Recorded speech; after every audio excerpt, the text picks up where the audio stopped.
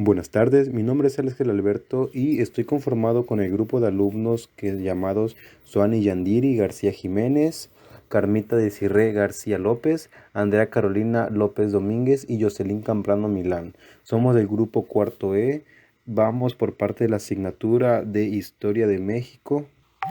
Nuestro maestro es el profe Cristóbal González Chablé. Hoy venimos a hablarle acerca del cardenismo. Primero que nada, ¿qué es el cardenismo? El cardenismo fue un movimiento político asociado a la figura del presidente mexicano Lázaro Cárdenas, quien gobernó el país entre 1934 y 1940. Ese periodo presidencial se caracterizó por las reformas efectuosas en todos los ámbitos, desde el social hasta el cultural, pasando por el político y el económico. Lázaro Cárdenas consiguió el apoyo de las clases trabajadoras mexicanas gracias a leyes como el reparto de tierras, además de por ofrecer a los sindicatos mayor participación en la vida política del país.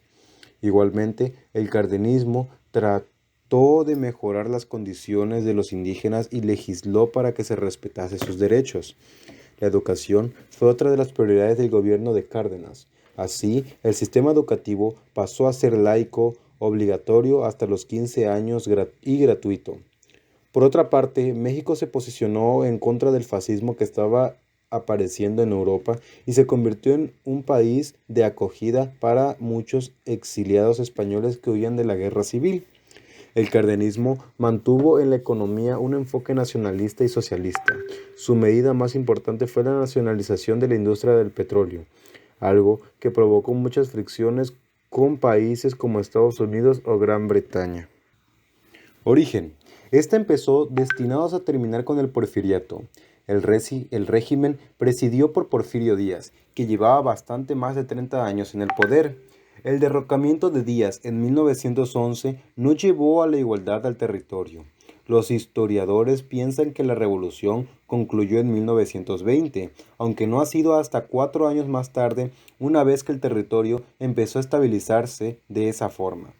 En 1924, el militar Plutarco Elías Calles alcanzó la presidencia y no dudó en usar las armas y en ofrecer más poder al batallón para concluir con la tensión política. Corrientes dentro del Partido Nacional Revolucionario. Las ideas de Cárdenas que podrían ser la base del cardenismo se basaban en ofrecer poder a los civiles y relegar a los militares. Al final, Cárdenas consiguió imponer dentro del partido en 1934. Ha sido escogido mandatario de México para una época de 6 años. Características del cardenismo. El cardenismo impulsó una transformación de PNR para conceder más representación a los obreros y campesinos. Reparto agrario. La enorme diferencia en el reparto de la tierra era uno de los gigantes inconvenientes en México a partir de su libertad. Una de sus primeras medidas han sido expropiar las haciendas que estaban en manos extranjeras y desde allí realizar una política de reparto de tierras y a campesinos.